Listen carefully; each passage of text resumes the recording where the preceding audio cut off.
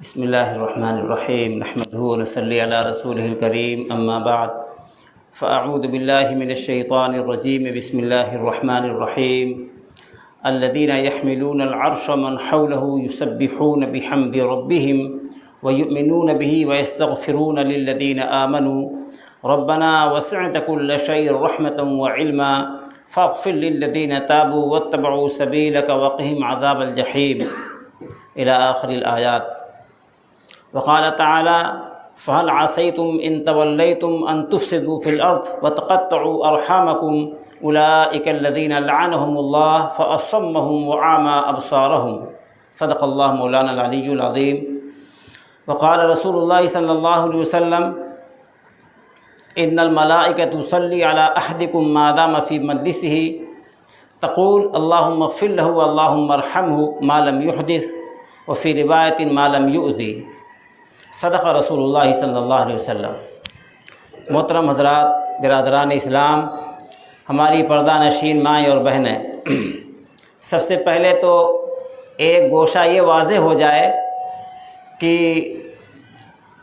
دین کی جو باتیں بیان کی جاتی ہیں وہ اہل ایمان مردوں اور خواتین سب کے لیے ہوتی ہیں۔ جہاں کوئی الگ معاملہ ہوتا ہے وہ واضح کر دیا جاتا ہے۔ دعاؤں کا، تلاوت قرآن کریم کا اور دیگر اعمال کا جو ثواب عام حالات میں مردوں کے لیے ہوتا ہے وہی ہماری خواتین کے لیے ہوتا ہے۔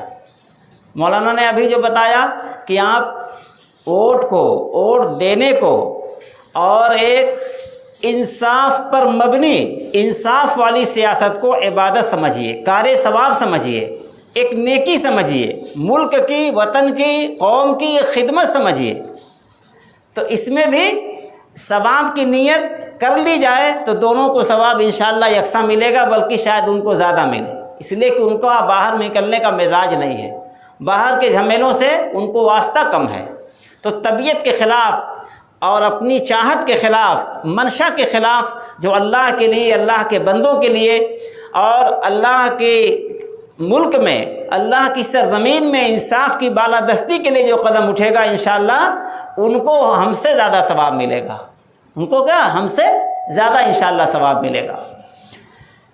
بھائیو، یہ جو مذاکرے ہیں، یہ جو کبھی کبھی دین کی باتیں کہی جاتی ہیں، سنی جاتی ہیں، یہ ایک ہماری اور آپ کی اور ہر بندے کی ضرورت ہے، ہر ایک کی ضرورت ہے۔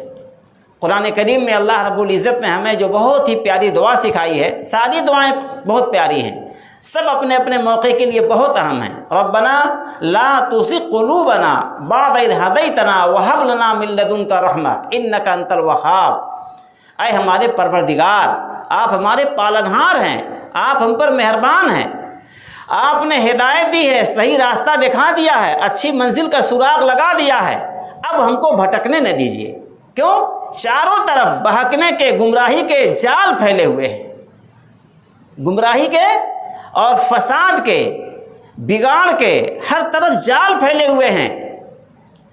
شیطان اور شیطان کے لشکر اپنے کام میں دن رات لگے ہوئے ہیں، پوری دنیا کا باطل اندر کھاتے ملا ہوا ہے، تو بہکنے کے بڑے خطرات ہیں۔ پروردگار اپنی رحمت سے، اپنی شان کریمی سے آپ ہمیں گمراہی سے بچا لیجئے۔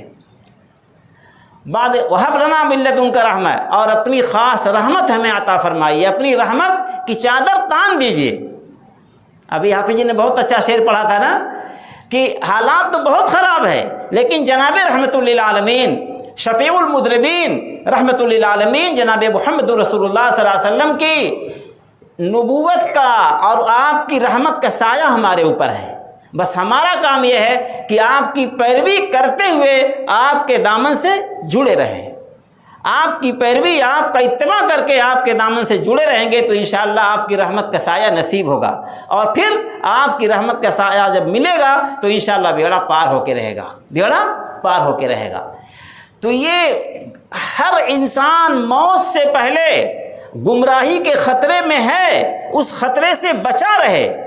اس بچاؤ کے لیے ضروری ہے کہ اچھے ماحول سے جڑا رہے، اللہ کے گھر سے جڑا رہے، اللہ کی کتاب سے جڑا رہے، اللہ کے پیغمبر سے اور آپ کے نائبین سے جڑا رہے، دین حق سے اپنا رشتہ مضبوط کیے رہے۔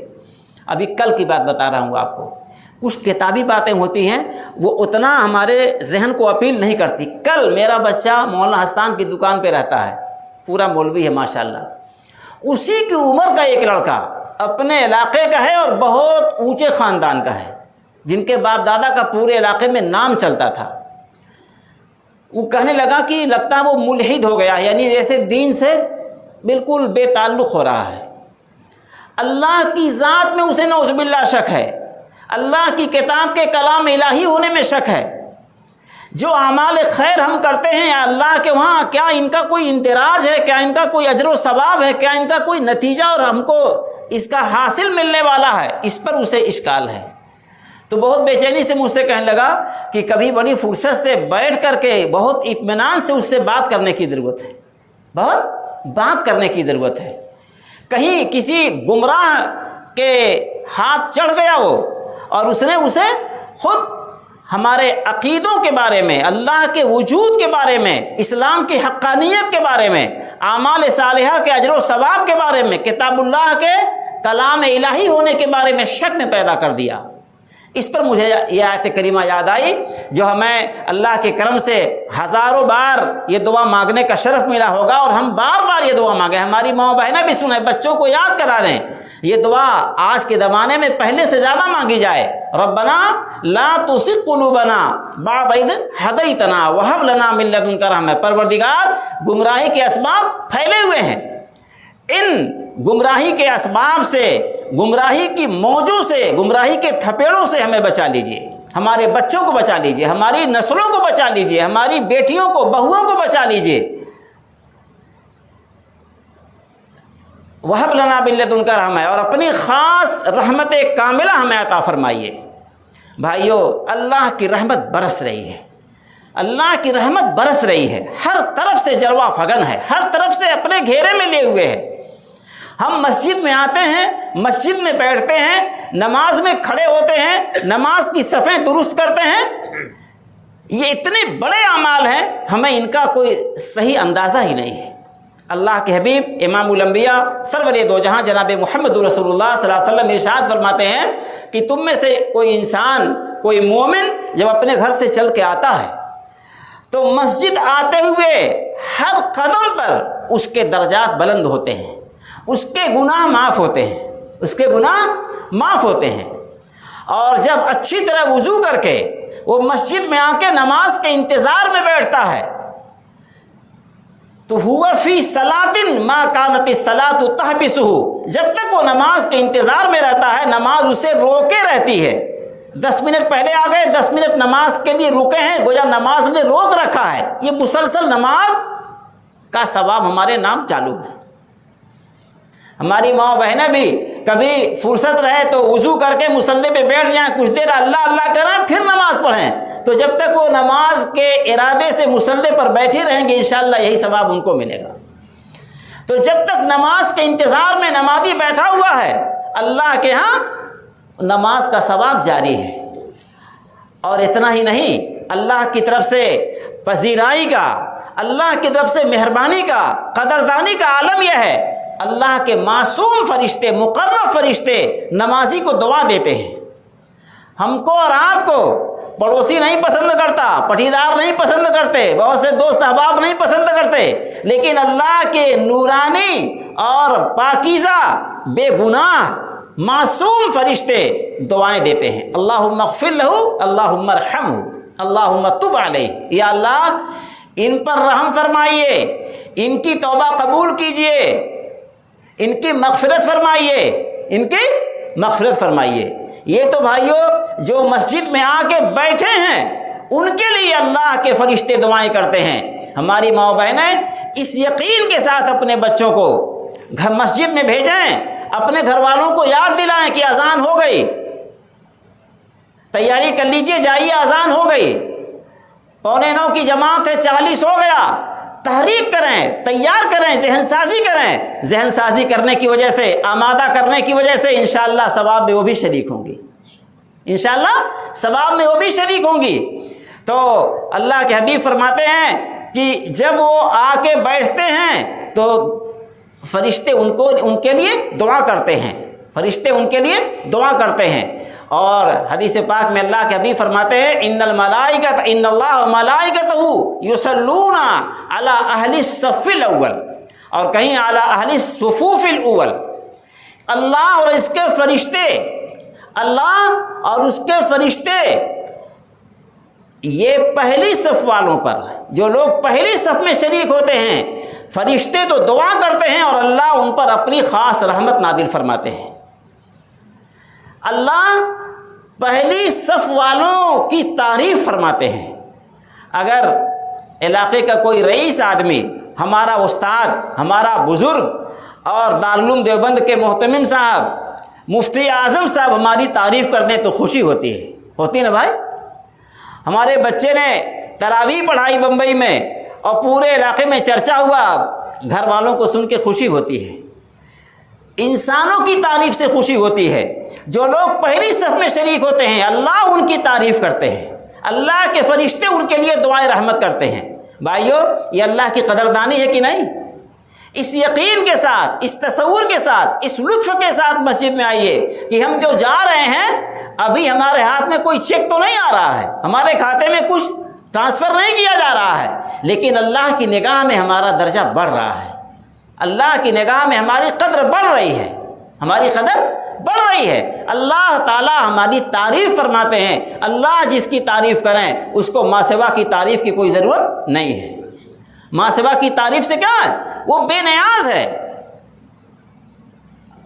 شیخ مجذوب رحمۃ اللہ علیہ نے اسی لیے کہا ہے کہ کس کا نیاز مند ہوں سب سے جو بے نیاز ہوں، کس کا نیاز مند ہوں سب سے جو بے نیاز ہوں۔ جب میں نے خدا کو، خدا کی رحمت کو اور خدا کے فضل و کرم کو پا لیا تو مجھے اب دنیا والوں کی واہ واہ کی ضرورت نہیں ہے۔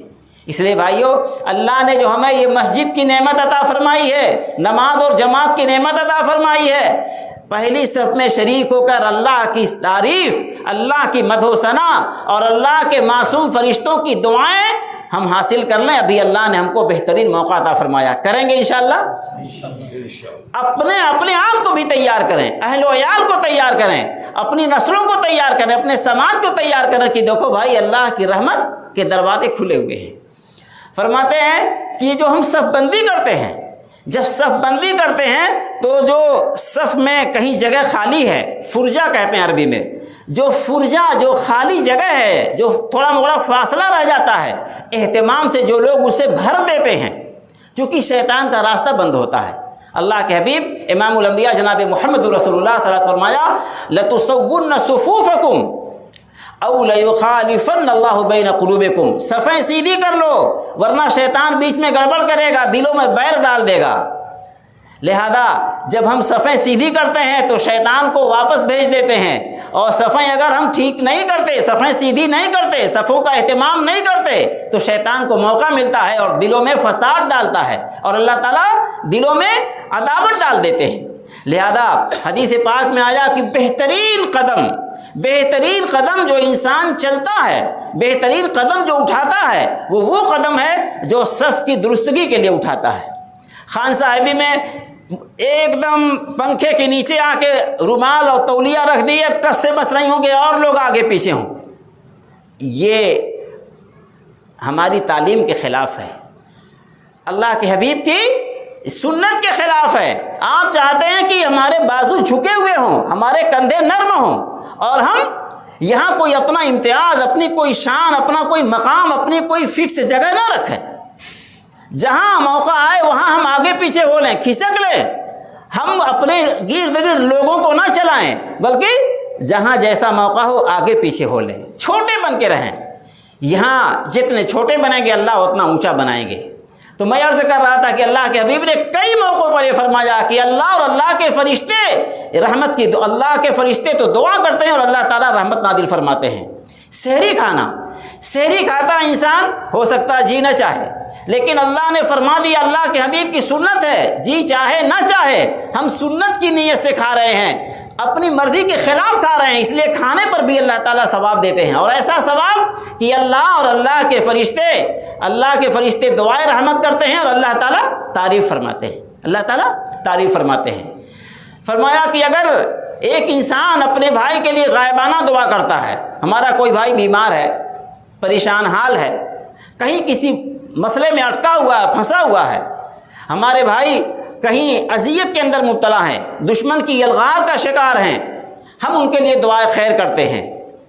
کلما دعا المسلم لاخیہ بظہر الغیب، جب کوئی غائبانہ اپنے مسلمان بھائی کے لیے دعا کرتا ہے، یہ ہماری ماں و بہنیں بھی اپنے بھائیوں کے لیے دعا کریں، جب پورے عالم کے ایمان والوں کے لیے بلکہ انسانیت کے لیے کہ اللہ تعالیٰ گمراہوں کو ہدایت دے دیں اور جنہیں ایمان ہے انہیں استقامت دے دیں، جو اہل مصیبت ہیں انہیں عافیت عطا فرما دے، جو مشکلات میں ہیں اللہ انہیں آسانیاں عطا فرما دے۔ تو جب کوئی اپنے بھائی کے لیے غائبانہ دعا کرتا ہے، ایک تو سامنے دعا کرنا ہو سکتا ہے اس میں کچھ بناوٹ ہو، کچھ دکھاوا ہو، کچھ چاپلوسی ہو، لیکن جب غائبانہ دعا کرتا ہے تو خالص ایمانی رشتے کی وہاں بنیاد ہوتی ہے، لہذا فرشتہ وہاں مقرر ہوتا ہے اور کہتا آمین وَلَكَ بِمِثْلِ ذَلِكَ، اللہ تمہاری دعا قبول کر لے اور تمہارے حق میں بھی اسی طرح کی دعا اللہ تعالیٰ منظور فرما لے۔ اور فرماتے ہیں کہ فرشتے کی دعا ضرور قبول ہوتی ہے، اس لیے ہم لوگ اس یقین سے اپنے بھائیوں کے لیے دعائیں کریں کہ اللہ کے فرشتے ہماری دعاؤں پر آمین کہتے ہیں اور ہمارے حق میں دعائیں فرماتے ہیں۔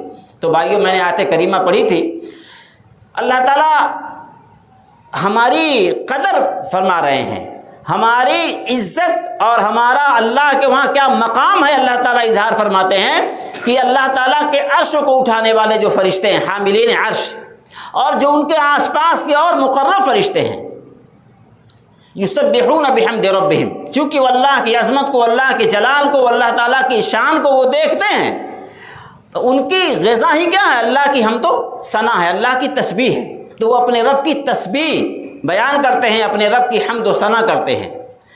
وَيُؤْمِنُونَ بِهِ، اور اللہ پر یقین رکھتے ہیں، چونکہ وہ اللہ کی بارگاہ میں حاضر ہیں تو ان کے ہاں کوئی انکار یا شک کا کوئی معنی ہی نہیں ہے۔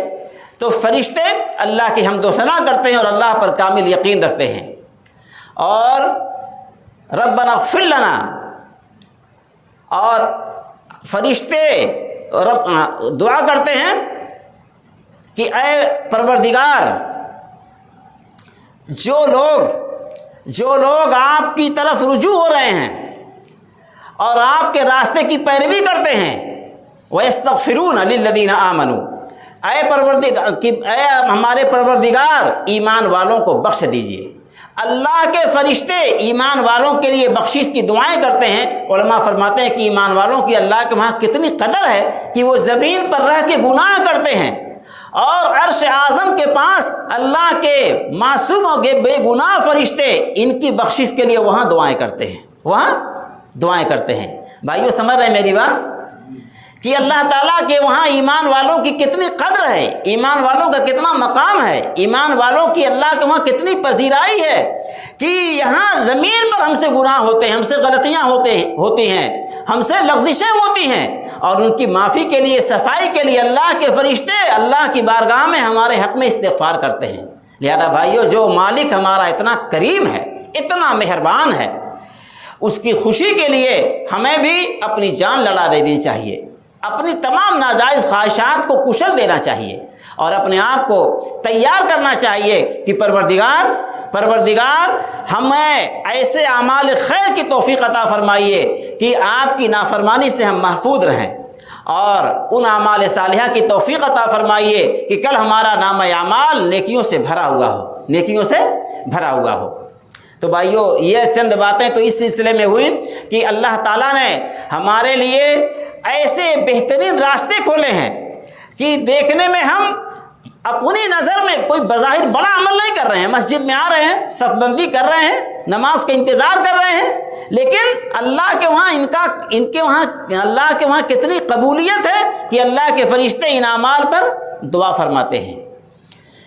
ہم اپنے بھائیوں کے لیے کیسے بن کے رہیں، اپنے بھائیوں کے لیے ہمارے دل میں کتنی جگہ ہونی چاہیے۔ اگر کوئی بیمار ہے، کوئی پریشان حال ہے تو ہمیں بھی اس کا درد محسوس ہونا چاہیے۔ اس لیے اسلام میں عظیم سنت اللہ کے حبیب فرماتے ہیں کہ مومن پہ 6 حق ہے۔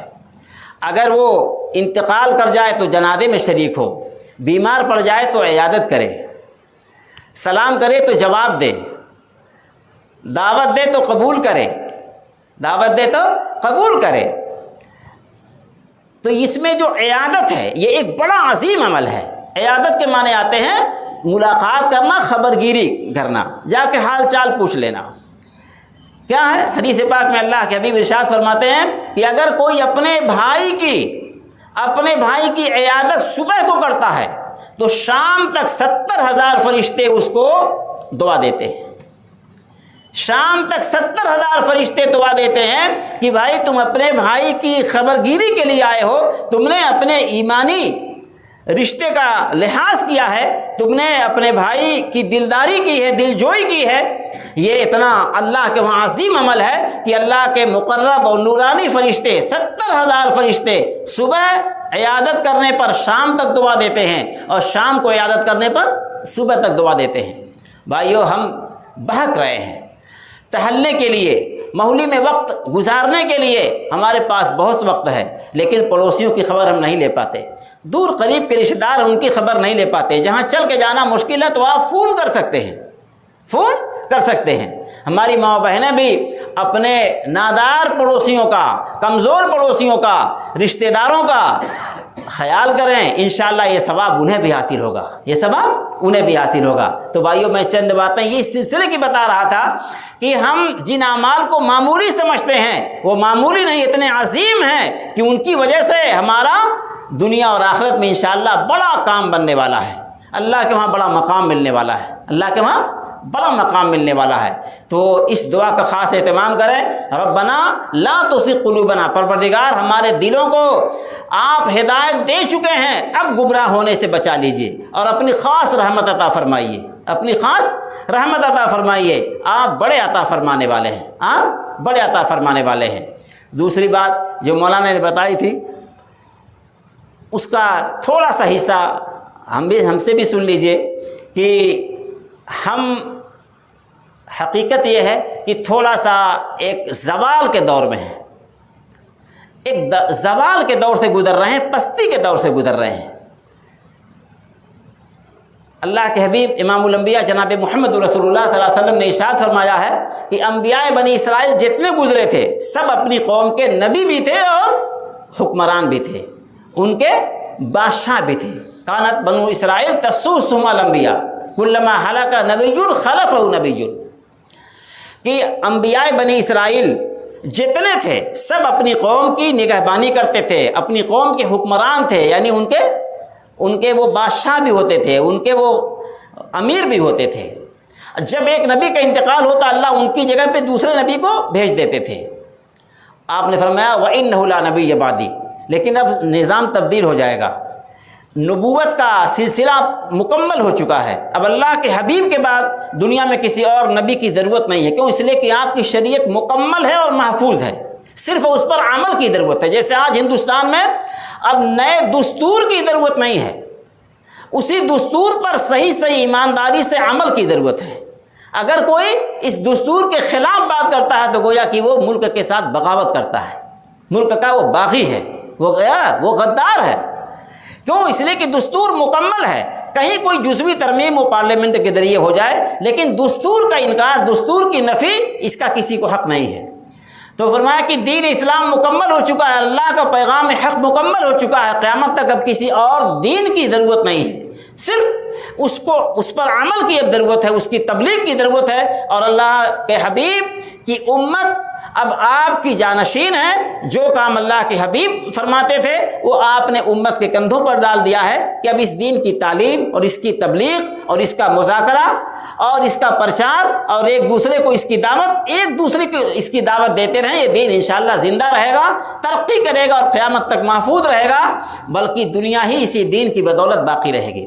جب تک یہ دین ہے تب تک دنیا ہے، اور جب یہ دین نہیں رہے گا اور اللہ کا نام اور اللہ کا پیغام اور اللہ کی کتاب پر عمل نہیں باقی رہے گا تو یہ دنیا بھی باقی نہیں رہے گی۔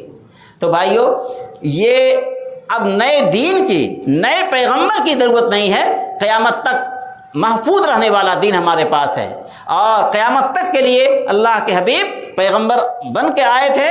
اب آپ کے پیغام کو اپنانا، اس کی حفاظت کرنا، اس کی اشاعت کرنا، اس کی تبلیغ کرنا، یہ امت کا کام ہے، اور امت الحمدللہ کر رہی ہے۔ دنیا میں کوئی دین آج محفوظ نہیں ہے، کوئی مذہبی کتاب محفوظ نہیں ہے۔ کسی مذہب کی آسمانی کتاب محفوظ نہیں ہے، سب عدل بدل ہو چکی ہیں، سب محرف ہو چکی ہیں، نہ ان کی زبان محفوظ ہے، نہ ان کا پیغام محفوظ ہے، نہ ان کی آیات محفوظ ہیں۔ اللہ کی ایک کتاب ہے کہ کتنی آندھیاں آئیں، کتنے طوفان آئے، کتنی جنگیں ہوئیں اور دنیا میں کتنے انقلابات آئے، لیکن اللہ کی کتاب کا ایک شوشہ، ایک نقطہ، ایک حرف کہیں سے بدلا نہیں جا سکا، قیامت تک کے لیے محفوظ ہے۔ کیوں؟ اس لیے کہ اللہ خود اس کے محافظ ہیں، اللہ خود اس کے محافظ ہے۔ تو بہرحال آپ نے فرمایا کہ میرے بعد اب کوئی نبی نہیں آئے گا، میرے بعد خلفاء ہوں گے اور بہت سے ہوں گے۔ اب کیا ہے اسلام یہ کہتا ہے کہ انسانوں کی رہبری، انسانوں کی حکمرانی اور لوگوں کی سیاست اور قیادت کا حق اسے ہے جو دنیا دار نہ ہو، حریص نہ ہو، لالچی نہ ہو، امین ہو۔ وہ ملک کا مال اور حکومت کا مال، وہ بندوں کا حق اور اللہ کی امانت سمجھتا ہو، اس میں سے ایک تنکا، ایک رائی ناجائز طریقے سے لینا اپنے لیے کا حرام سمجھتا ہو۔ عمر ابن خطاب رضی اللہ تعالیٰ عنہ ایک بار بیت المال کا تیل تقسیم فرما رہے تھے۔ ایک کام سمجھیے، بڑے بڑے کٹورے سمجھیے، اسے لے کر کے لوگوں کو دے رہے تھے، ان کے برتن میں الٹ دے رہے تھے۔ ان کا بچہ بغل میں تھا، تو انہوں نے تیل پلٹ دیا ایک صاحب کے حصے میں، پھر نکالا، پھر پلٹ دیا۔ تو جب پلٹنے کے بعد اس میں تیل لگا رہ جاتا ہے، ایسے ہاتھ لگا کے اپنے سر پہ پوت لیا۔ 2-4 بار ایسا کیا۔ عمر بن خطاب رضی اللہ تعالیٰ عنہ کیا ہے؟ اشدہم فی امر اللہ عمر، اللہ کے حکم کے معاملے میں، اللہ کے دین کے معاملے میں سب سے زیادہ جلال اور غیرت اور شدت والے عمر فاروق ہیں۔ ان کو جلال آ گیا، پکڑا کئی طرح، نائی کے وہاں لے گئے، بال چھلا دیا۔ کہا اچھا مسلمانوں کے تیل میں تمہارا حصہ کچھ زیادہ ہونا چاہیے، یہ تمہارا بال مسلمانوں کے تیل کا زیادہ حقدار ہے۔ جس بال میں تم نے مسلمانوں کے تیل کا حصہ لگا لیا ہے، وہ سر پہ رہنے کے لائق نہیں ہے۔ یہ ایک مثال ہے کہ اسلام میں کتنی امانت ہے، کتنی دیانت ہے، کتنی حق پسندی ہے، کتنی احتیاط ہے۔ جب اس شان کے حکمراں ہوں گے تو وہ تو تنگی میں رہیں گے اور قوم عیش میں رہے گی، اور جب حکمراں ظالم ہوں گے، لالچی ہوں گے، ذلیل ہوں گے، روپے پیسے کے غلام ہوں گے، روپے پیسے کے حریص ہوں گے، تو وہ عیش کریں گے اور قوم بھکمری کا شکار ہوگی۔ بس بھائیو، اسلام جو سیاست سکھاتا ہے اس میں کیا ہے؟ امانتوں کی ادائیگی، والحکم بالعدل، اور انصاف کے ساتھ فیصلہ۔ لہذا جب تک دنیا میں، جب تک سماج میں، ملک میں امن و امان قائم نہ ہو جائے، ہمارے لیے سونا، خاموش رہنا کہیں سے جائز نہیں ہے۔ ہم پابند ہیں اپنی ذات سے انصاف کریں، اپنے گھر میں انصاف کریں، اپنے اہل و عیال میں انصاف کریں اور انصاف پسندوں کا ساتھ دیں۔ اور جو بے انصافی کرنے والی قوتیں ہیں ان کے خلاف آواز اٹھائیں اور یہ لوگوں کو بتائیں کہ جو بے انصافی کرنے والا ہے، جو حق تلفی کرنے والا ہے، جو خیانت کرنے والا ہے، وہ حکمرانی کا اہل نہیں ہے۔ لہذا بھائیو، اسلام میں جو سیاست ہے وہ حقیقت میں عبادت ہے، حقیقت میں وہ خدمت ہے، حقیقت میں وہ ادائے حقوق ہے، حقیقت میں وہ انصاف کی بالادستی کی محنت ہے، اور انصاف کی بالادستی عظیم عبادت ہے۔ اللہ تعالیٰ فرماتے ہیں ایمان والو، انصاف قائم کرنے والے بنو، انصاف کی گواہی دینے والے بنو۔ یہ گواہی اپنے باپ کے خلاف دینی پڑے تب بھی دو، اپنے بھائی کے خلاف، اپنے قریب ترین رشتہ داروں کے خلاف گواہی دینی پڑی تب بھی دو۔ کیوں؟ اس لیے کہ تمہارے لیے رشتے ناتے سے زیادہ اہم کیا ہے؟ اللہ کے حکم کی برتری ہے اور انصاف کی بالادستی ہے۔ اللہ کا حکم اونچا رہے اور انصاف قائم رہے، یہ بڑی چیز ہے۔ رشتے ناتوں کا خیال اس سے کمتر ہے۔ لہذا بھائیو، ہمارے لیے یہ کوئی تفریح یا جشن ہے، کوئی تماشا نہیں ہے، ہمارے لیے کوئی اپنے ذاتی مفاد کا کوئی موقع نہیں ہے۔ ہمارے لیے کیا ہے؟ انصاف کی بالادستی کا ایک خاص موقع ہے کہ ہمیں اللہ نے موقع دیا ہے، اور جمہوری نظام میں، جمہوری ملک میں اپنے ووٹ کے ذریعے اللہ ہمیں موقع دیتے ہیں کہ ہم انصاف پسندوں کا ساتھ دیں، انصاف پسندوں کا ساتھ دیں، انصاف کا علم بلند رہے اور انصاف پسندوں کے ہاتھ مضبوط ہوں اور ظالموں کو اللہ تعالیٰ شکست سے دو چار کریں، اس میں ہمارا حصہ لگنا چاہیے۔ ورنہ ہمارے وہاں نام کے لیے، اپنے مفاد کے لیے، گروہ بندی کے جذبے سے، عصبیت کی بنیاد پر جو کام ہوتا ہے سب حرام ہوتا ہے۔ سب کیا ہے؟ عصبیت مانے گروہ بندی۔ ایک پردھان ہمارے خاندان کا امیدوار ہے اور ایک دوسرے خاندان کا، ہمارے خاندان والا کرپٹ ہے، وہ بے ایمان ہے، وہ ظالم ہے، وہ ضدی ہے، وہ انا پسند ہے۔ اگر ہم اس سے بہتر کو چھوڑ کر رشتے کی بنا پر، خاندان کی بنا پر، اپنائیت کی بنا پر، مفاد کی بنا پر، اپنی امیدوں کی بنا پر اس کا ساتھ دیتے ہیں تو ہم ایک حرام کام کرتے ہیں۔ کیا کرتے ہیں؟ ایک حرام کام کرتے ہیں۔ لہذا بھائیو، یہ موقع اللہ نے عطا فرمایا ہے، اور جیسے کہ مولانا نے بتایا ہوائیں اچھی چل رہی ہیں، حالات اچھے ہو رہے ہیں، اور یہ صرف ہمارا مسئلہ نہیں ہے، ملک کا مسئلہ ہے، قوم کا مسئلہ ہے، وطن کا مسئلہ ہے، اور نسلوں کا مسئلہ ہے، اور سب کا مسئلہ ہے۔ ظالم صرف اپنے کو برباد نہیں کرتا، ظالم کی وجہ سے کیا ہے؟ پورا جہان برباد ہو جاتا ہے۔ لہذا ہمارے اس پیارے وطن میں، ہمارے اس پیارے ملک میں انصاف قائم ہو، انصاف کی بالادستی ہو، حق اور اہل حق کو غلبہ حاصل ہو، اور جو شر پسندوں کو اللہ تعالیٰ شکست سے دو چار کریں۔